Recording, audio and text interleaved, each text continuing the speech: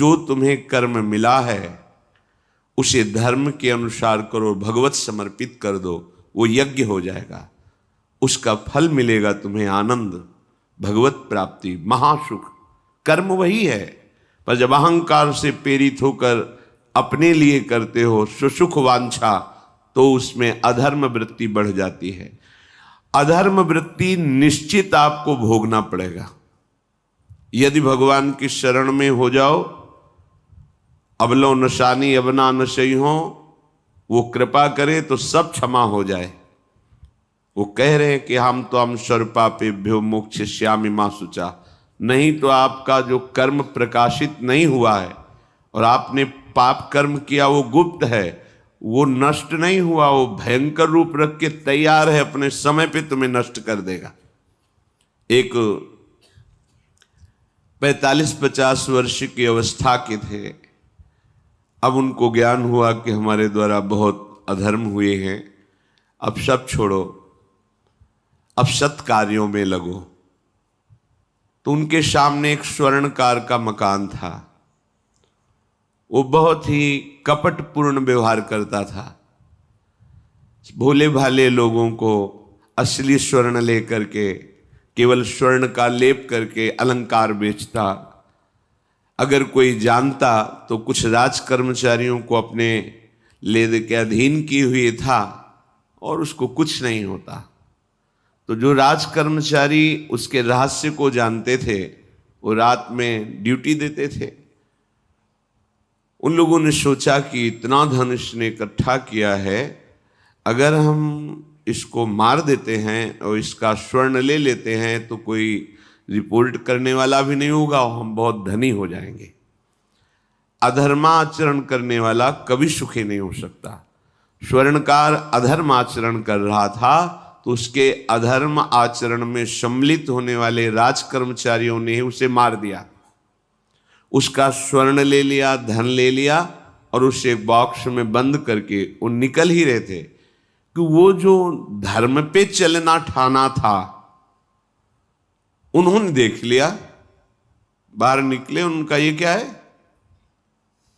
अब वो तो फंस गए क्योंकि बॉक्स में उसकी लाश थी और सब बैग झोला में स्वर्णाभूषण धन था। उन्होंने तुरंत उसको कहा, आवाज मत दीजिएगा, देखो हम तुम्हें हिस्सा दे देंगे, ये जो धन हमारे पास है इसको हम 3 हिस्से में बांट लेंगे और इसको हम नष्ट कर देते हैं, कोई जानेगा नहीं, हम राज कर्मचारी हैं, किसी तरह का फसाव नहीं होगा। उन्होंने कहा, ये मैं अधर्म का कार्य नहीं कर सकता, मैं तो अब हल्ला मचाऊंगा, सबको बुलाऊंगा और बताऊंगा कि तुमने इसकी हत्या की है और इसका धन अपहरण कर रहे थे। अब राज कर्मचारी, उन्होंने सोचा हमारी ड्यूटी भी जाएगी, धन भी जाएगा, सजा भी मिलेगी। दोनों ने इशारे में ही बात कर ली और हल्ला मचा के दौड़ पड़े, पकड़ो इसे, पकड़ो, जाने न पाए। उसे पकड़ लिया, लोग इकट्ठा हुए, क्या हुआ, देखो ये धन अपहरण करके जा रहा था, इसकी हत्या कर दी। तो हम लोग गश्त लगा रहे थे तो हमें शंका हुई, आए तो देखा ये पकड़ा गया, जो धर्म से चल रहा था उसको पकड़ लिया। अब तो प्रमाण, राजकर्मचारी खुद गवाही देने के लिए तैयार, उसे बंद किया गया, मुकदमा हुआ। वो बार बार जज के सामने यही कहता था, जिसकी कसम खवाओ हम कसम खा लेते हैं, हमने बिल्कुल ये कार्य नहीं किया, ये लोग ये कार्य कर रहे थे, हमने इनको रोका तो इन्होंने मुझे साझेदारी के लिए, पर मैंने वो स्वीकार नहीं किया तो फिर इन्होंने ऐसा किया। पर उसकी कौन बात माने, राज कर्मचारी गवाही। मुकदमा लंबा खिंचा, उसे जेल में रखा गया। हर बार आके वो यही प्रार्थना करता, कई वर्ष तक चलता रहता मुकदमा, जेल का उसे बड़ा कष्ट भोगना पड़ता। वो विचार करता कि मैं अगर हिस्सा ले लेता तो बच जाता, लेकिन धर्म से चल रहा था तो देखो मुझे कष्ट भोगना पड़ा। मुझे लगता है भगवान के दरबार में न्याय नहीं है, धर्म रक्षा नहीं करता, ऐसा लगता है।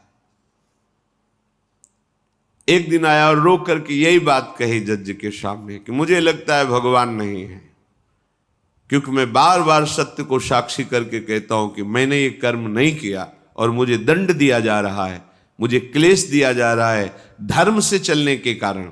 अगर मैं सम्मिलित हो जाता तो मुझे तीसरा हिस्सा मिलता और बिल्कुल बात शांत होती। ये क्या धर्म है, कहां भगवान है? जज ने इस पर गौर किया। कई वर्ष वो जेल भोगता रहा, मुकदमा चलता रहा। तब जज ने गौर किया कि बार बार ये कहता है इसकी जांच की जाए,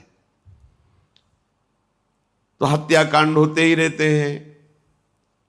एक शव आया वहां, जज ने मंगवाया था, जो पोस्टमार्टम के लिए जाता, मंगवाया और कहा देखो इसका कोई नहीं है, अंतिम संस्कार के लिए अपने ही लोगों को जाना है। तो 2 कर्मचारी जो थे सरकारी, जो स्वर्ण चोरी में सम्मिलित थे, उनको और उसको कहा कि बस तुम थोड़ी देर नदी के किनारे बैठे रहना, हम और लोगों को लेकर के आते हैं। और एक आदमी को छुपा के बैठा लिया और राज कर्मचारी नदी के किनारे शव को लेकर बैठे। उसको देखा जिसको बहुत कष्ट दिया जा रहा था, सारा आरोप उसके ऊपर था, जो धर्म से चल रहा था। उसे कहा माना नहीं ना, अगर मान लेता तो तीसरा हिस्सा भी मिल जाता, बात वहीं खत्म हो जाती है। देखा, फंसा दिया, अब तेरे को आजीवन कारावास मिलेगा, कोई नहीं बचा सकता तेरे को। मेरी बात नहीं मानी, कह रहा था हल्ला मचाऊंगा, ऐसा वैसा, अब भोग। तो जज के द्वारा जो एकांत में बैठाला हुआ आदमी था, उसने पूरी बात सुनी। इसीलिए ये नाटक रचा गया था। तीनों को बुलाया और कहा तुम निर्दोष हो उस धर्मात्मा से। स्वयं इनकी आवाज से हमने सुना, ये कह रहे थे जो तुम बात कह रहे थे। तो उसने कहा कि ये तो ठीक है, अब निर्णय ठीक कर दिया, लेकिन अब कई वर्षों से मैं दंड भोग रहा था, ये कौन सा न्याय है? किस अपराध के कारण? मैं तो धर्म से चल रहा था, इसमें किंचन मात्र मेरा कोई अपराध नहीं था, फिर कई वर्ष से मैं सजा क्यों भोग रहा था? बार बार प्रताड़ना, नाना प्रकार के कष्ट क्यों भोगा मैं? जज ने कहा तुम हृदय को साक्षी करके बताओ, क्या कोई ऐसा अपराध किया है जिसका प्रकाश ना हुआ हो और तुम्हें दंड ना मिला हो? हम अब उसका कोई दंड थोड़ी तुम्हें देंगे, लेकिन तुम्हारे अंदर जो भगवान के प्रति आरोप है उसका निराकरण हो जाएगा। उसने कहा हाँ, यौवन अवस्था में मैंने किसी स्त्री को ऐसा ऐसा, और वो विरोध करने पर भी उसे मार दिया और आज तक बात कोई प्रकाशित नहीं हुई। तो बोले फिर भगवान को क्यों दोष देते हो? वो कर्म तुम्हारा दंड अगर मिल जाता तो नष्ट हो जाता, वो कर्म सुरक्षित है। उसी कर्म ने तुम्हें यहां अधर्म ना होने पर भी फंसाया और देखो तुम्हें भोगना पड़ा। तो निश्चित समझो, यदि आप अधर्म के द्वारा कोई भी सुख साधन करेंगे तो आप नष्ट होंगे। अधर्म के द्वारा आप धन आदि छीनना चाहेंगे तो आप नष्ट होंगे। अधर्म कर दिया है और उसका प्रायश्चित नहीं हुआ तो वो कर्म सुरक्षित है। ऐसी जगह फंसाएगा जहां 100% आपने कोई अपराध नहीं किया पर आपको उसका दंड भोगना पड़ेगा। फिर आपको लगेगा कि न्याय में अन्याय हो रहा है, कोई भगवान नहीं है। देखो मैंने बिल्कुल कसम खा के कहता हूं पाप नहीं किया, पर ये पाप का जो आरोप लगा वो पूर्व पाप आकर के तुम्हें दंडित कर रहा है। अब इस कर्म विधान को ये बहिर्मुख लोग क्या जानते हैं? तभी कहते हैं अरे कहां भगवान, कैसे भगवान? आज तुम धर्म से चल रहे हो, लेकिन कल तुमने जो कर्म किया तो तुम शरणागत होकर भजन के द्वारा उसको नष्ट नहीं किया ना, तो वो सुरक्षित है। अवश्य में भोक्तव्यम कृतम कर्म शुभाशुभम।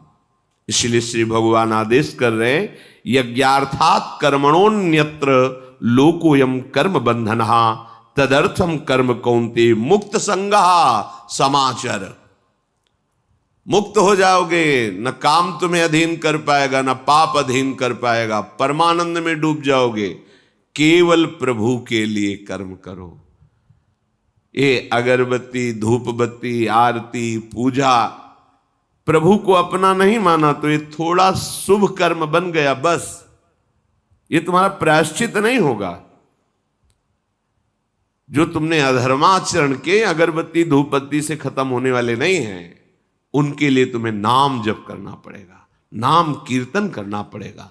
नाम कीर्तनम यस्य सर्व पाप प्रणाशनम, समस्त पापों का नाश करने में समर्थ है।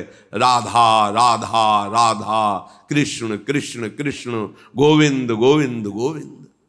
भगवन नाम, अगर भगवन नाम का आप निरंतर जप करने लगे तो आप स्वयं तर जाएंगे और लोगों को तार देंगे। मम भक्ति युक्तो भुवनम पुनात सतरति सतरति सा लोकान तारयति। जो भी कर्म कर रहे हो वो भगवान के लिए भावना करो, उस कर्म को भगवान को समर्पित करो, तो तुमसे पापाचरण नहीं होगा। जो पापाचरण हो गए हैं, 10 मिनट केवल बैठ करके अपने घर में ही ताली बजा के मंजीरा लेकर के, इसे नाटक मत समझो, आडंबर मत समझो। नहीं, जो आडंबर और नाटक किए हैं ना, वो जब अपना नाटक फैलाएंगे तो तुम उस नाटक से निकल नहीं पाओगे। माया का नाटक है। भगवान नाम कीर्तन, ये जो लोग कहते हैं ना कि भगवान तो हृदय में बैठे, दिखावे की क्या जरूरत है। अगर इतना बोध हो चुका है भगवान हृदय में बैठे, तब तो आप सिद्ध हो गए। केवल वाणी से बोल रहे हो, मन मानी आचरण कर रहे हो, दुर्गति को प्राप्त हो रहे हो, तो है ना सबके हृदय अछत विकारी, पर सकल जीव जग दीन दुखारी। सबके हृदय में बैठा है, पर दुर्दशा रोक रहा है क्या वो? क्यों? क्योंकि तुम केवल बातों से कहते हो तो सबके हृदय में बैठा है। ऐसा अनुभव किया? अगर ऐसा अनुभव किया तो बेविचार किसके साथ करते हो, चोरी किसकी करते हो, हिंसा की, कपट किससे, द्वेष किससे? बस केवल बातों से बात नहीं बनती। ये कर्म बातों से नष्ट नहीं होता, इसके लिए अनुष्ठान करना होगा नाम का।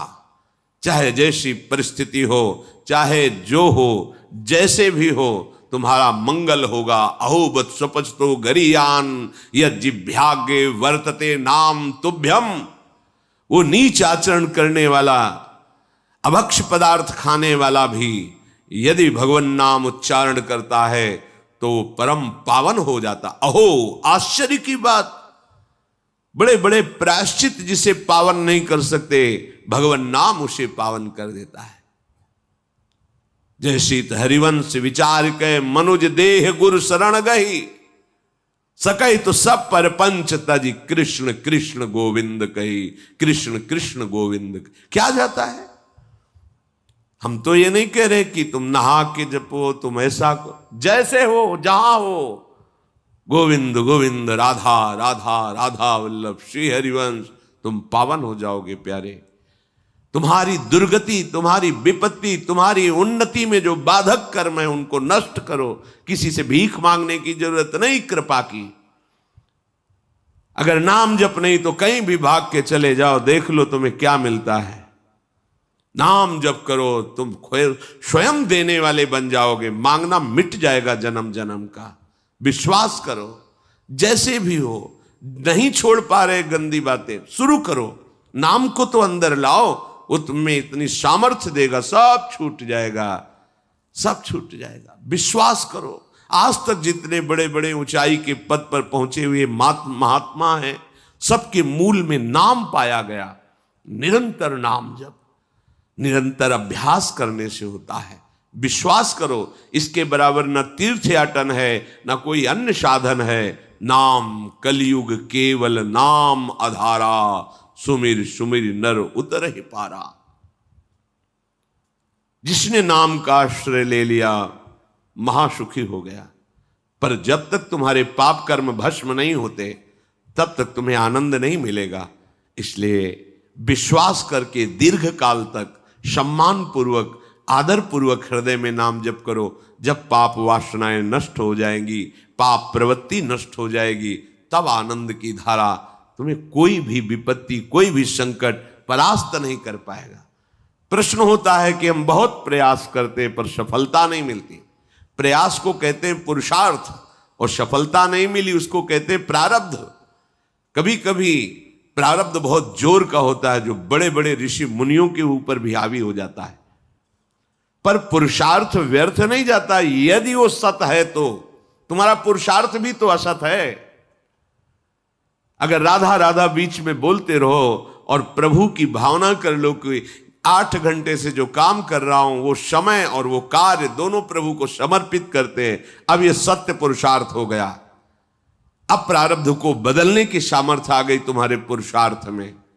खिलवाड़ नहीं है जो तुम एक भी कर्म करते हो, वो कर्म सुरक्षित है, वो तुम्हें दंड दे के रहेगा या तुम्हें सुखी करके रहेगा। असत है, पाप है तो दंड देगा, सत है, सुकृत है तो सुखी करेगा।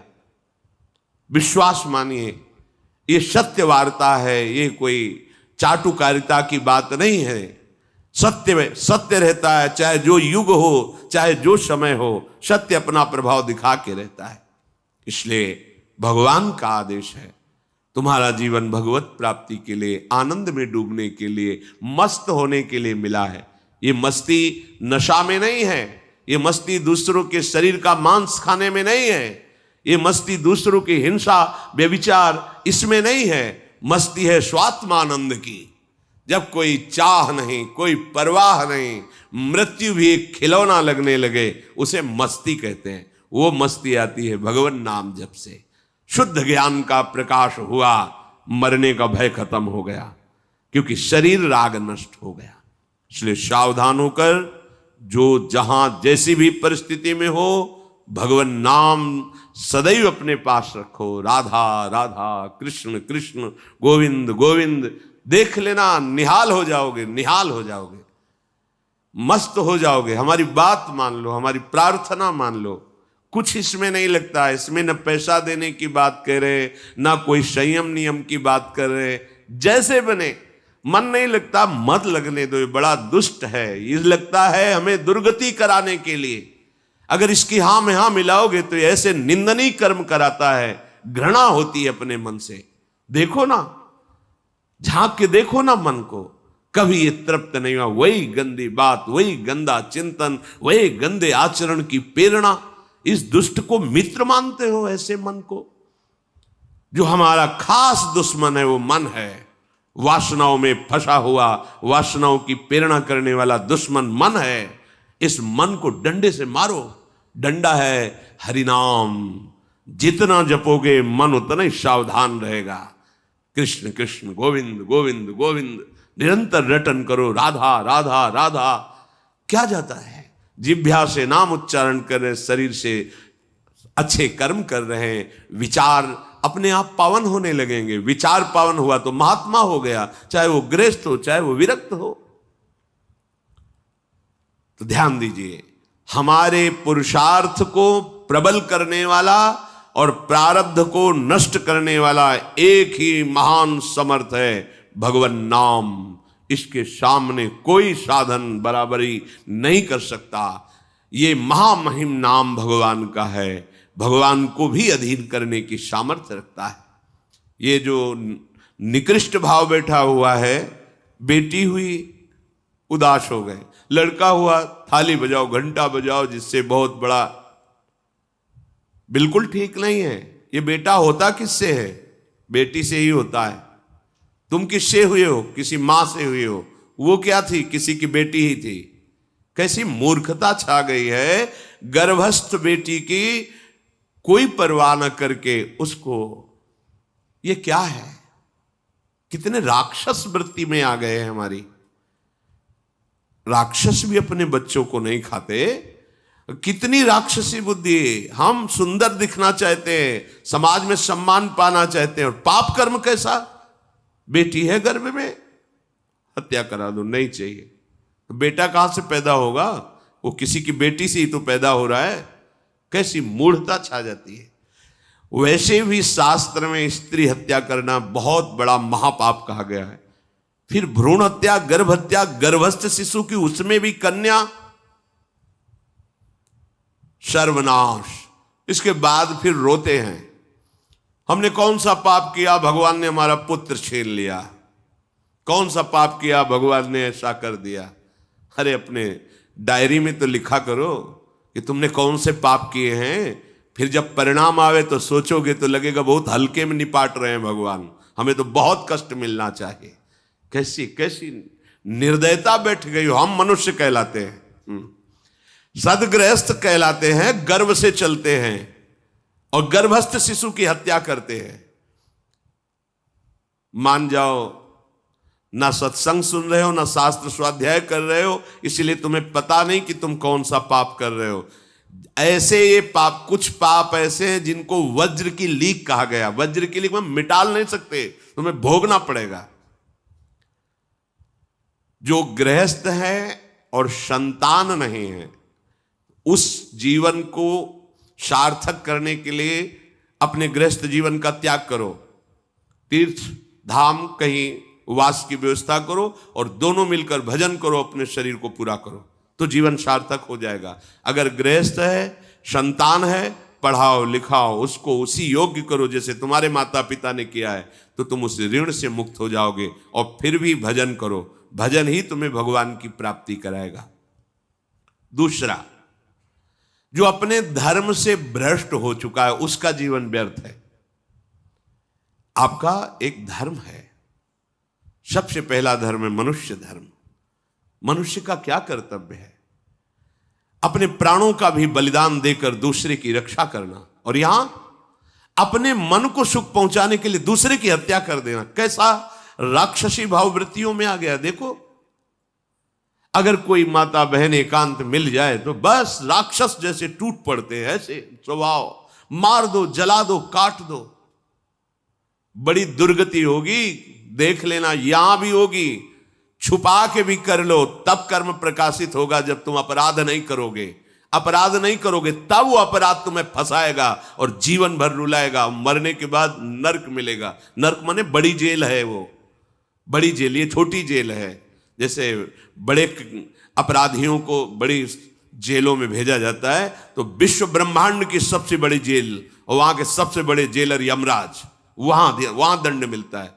आप ऐसा ना सोचिए कि ये सब गप है। गांव में जैसे बात करे तो लगता है गप है, जब जेल हो आते हैं ना तो कहते हैं। एक गांव में मिले थे, कहा था कि अगर रोज 5 जूता कोई गांव में हमें मारे तो हम उसे सह लेंगे, लेकिन दोबारा जेल जाने वाला आचरण नहीं करेंगे। दिखा रहे थे कि देखो कैसे कैसे कष्ट वहां के कैदी भी मारते हैं जो बहुत पुराने हो गए हैं, वो हमको अनुशासन में रखते हैं। ऐसा ऐसा कितना कष्ट।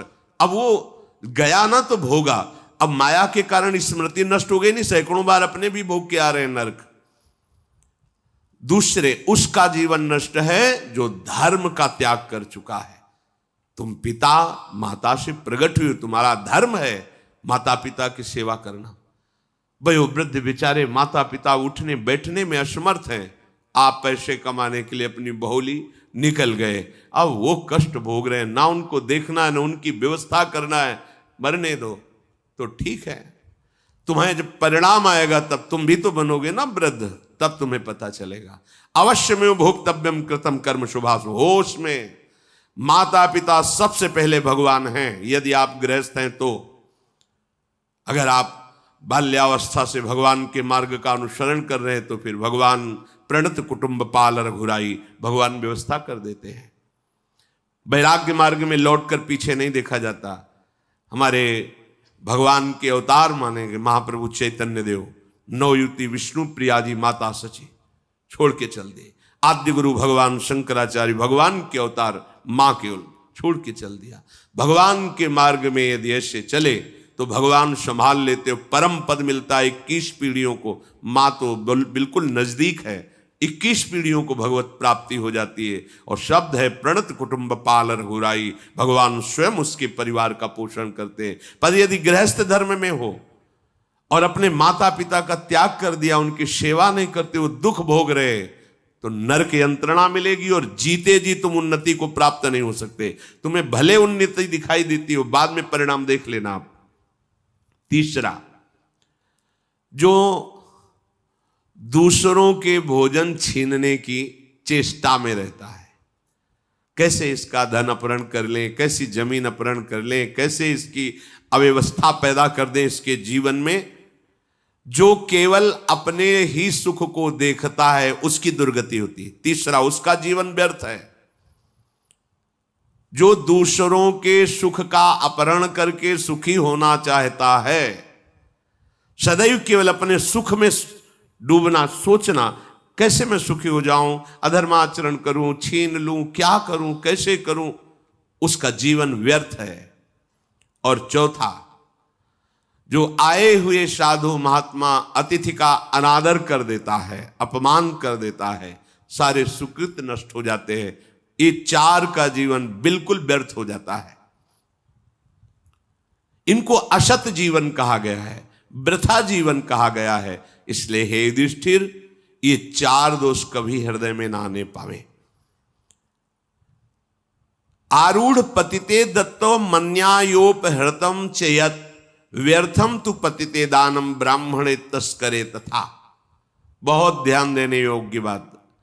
जो वानप्रस्थ या विरक्त भाव संन्यास ले लेते हैं और कुछ वर्ष चलने के बाद मैं तो इस पे नहीं चल पाऊंगा लौट जाते, उन्हें घोर नरक की प्राप्ति होती है। कुछ भी कर लो, ये भारी अपराध तुम्हें नरक की प्राप्ति कराएगा। मार्कंडेय जी महाराज युधिष्ठिर को उपदेश कर रहे हैं। एक बार एक सन्यासी जी ने कहा था कि हमने गुरुजनों से सुना है कि यदि वचन से संकल्प ले ले कि बस अब कुछ महीने बाद हम सन्यास ले लेंगे और विरक्त होकर भगवान का भजन करेंगे, और यदि वो ऐसा नहीं करता तो उसे चंद्रायण व्रत रहना चाहिए, तब उस पाप से मुक्त होगा। चंद्रायण व्रत कहते हैं प्रतिपदा को 1 ग्रास, द्वितीया को 2 ग्रास और अमावस्या को 15 ग्रास, फिर नीचे घटाते चले जाओ 14, 13, 12, 11 ऐसे पूर्णिमा को पूर्ण 1 महीने से उपवास रहने से हम सन्यास लेंगे। इस बात के अपराध का उसको सन्यास लिया नहीं, केवल घोषणा कर दी थी। और जो सन्यास ले लिया या वानप्रस्थ, वानप्रस्थ कहते हैं पत्नी के सहित विरक्त होकर भजन करना। गृहस्थ में थे, अब निर्णय कर लिया कि अब आजीवन हम ब्रह्मचर्य रहेंगे और भगवान का भजन करेंगे, धाम तीर्थ वन आदि में रहकर वो जीवन में दोनों भजन करके भगवान की प्राप्ति में लगा, उन्हें वानप्रस्थ कहते हैं। सन्यास जो पूर्णतया वैराग्यवान होकर केवल भगवान के आश्रित जीवन। सन्यास मार्ग में माता पिता परिवार का दिया हुआ कुछ स्वीकार नहीं किया जाता, उनके द्वारा भरण पोषण नहीं स्वीकार किया जाता। अगर स्वीकार करता है अपने धर्म से भ्रष्ट हो जाता है। ये मनमानी आचरण, न शास्त्र स्वाध्याय है न सत्संग में श्रद्धा है। मनमानी आचरण से अध्यात्म मार्ग प्रकाशित नहीं होता। जिसने सन्यास ले लिया और वो फिर गृहस्थ में लौट जाता है कि अब हमसे तो होने वाला नहीं, तो उसे आरूढ़ पतित कहते हैं। आरूढ़ पतिते दत्तो मन्यानयोपहृतम चयात, उसको दुर्गति प्राप्त होती है। इसलिए होश में ये मार्ग ऐसा नहीं अब हमारा मन नहीं लगता, अरे अहो भाग्य है कि तुम्हारे भाग्य से विषय भोग मिटा दिया भगवान ने, तुम्हें परमार्थ का मार्ग दे दिया। जिसको छोड़ना कठिन है भगवान ने उसे काट दिया, चलो मेरे मार्ग में चलो। हम मनमानी आचरण नहीं, बिल्कुल नहीं। यहां शास्त्र आदेश करता है, ऐसे नहीं होना चाहिए कि 4 दिन हुए कपड़ा उतार दिया, कपड़े बदल लिए, 5वें दिन फिर उसी पोशाक में। तो जानते हो इससे क्या होगा? जीवन भर कुछ कर लो, दुर्गति प्राप्त होगी। तस्मात् शास्त्रम प्रमाणम ते कार्य, ये कानून है। कानून में फंस गए तो सजा निश्चित होगी। ये भागवतिक कानून, जैसे एक राजकीय कानून है, तो ये भागवतिक त्रिभुवन का कानून है। त्रिभुवन में कहीं यही कानून काम करेगा। अलग अलग देश का कानून है, लेकिन ये त्रिभुवन का कानून, विश्व का कानून है, ये भगवदीय कानून है। अगर इसमें फंस गए तो निकलना मुश्किल हो जाएगा। बहुत शास्त्र के अनुसार चलो। तो जो वानप्रस्थ या सन्यास लेकर के पुनः गृहस्थ धर्म से युक्त हो जाता है, उसकी दुर्गति निश्चित हो जाती है। आप तुम वो कर ही नहीं पाओगे। जैसे कहते हैं अब मंत्र ले लिया, आप क्या जाने की जरूरत है? मंत्र प्रकाशित ही नहीं होगा, जप ही नहीं पाओगे। लिख के देख लो, ये शब्द लिख लो, मंत्र नहीं प्रकाशित होगा, जप ही नहीं पाओगे। खिलवाड़ है परमार्थ चलना। एक एक अक्षर में अगर त्रुटि हो जाती है तो छाती जलेगी। कैसे गलती कैसे होगी? एक अक्षर भी अगर शास्त्र सम्मत इष्ट प्रेरित है, हृदय शीतल रहेगा, परमार्थ प्रकाशित रहेगा। ये मार्ग है। अब कौन शास्त्र स्वाध्याय करता है? कहां में सत्य चर्चा सुनने को मिलती है? भगवत कृपा है जो सुनने को मिल रही, इसको हृदय में धारण करो। जो जीवन हमें भगवान ने दिया है ये निंदनीय जीवन नहीं है, ये रोने वाला जीवन नहीं कि हाय हमें दूल्हा नहीं मिला, दुल्हन नहीं मिली, हाँ संसार के भोग नहीं मिले, परिवार बड़ी कृपा हुई, जिस दलदल से हम नहीं निकल सकते थे, नहीं निकल पाए।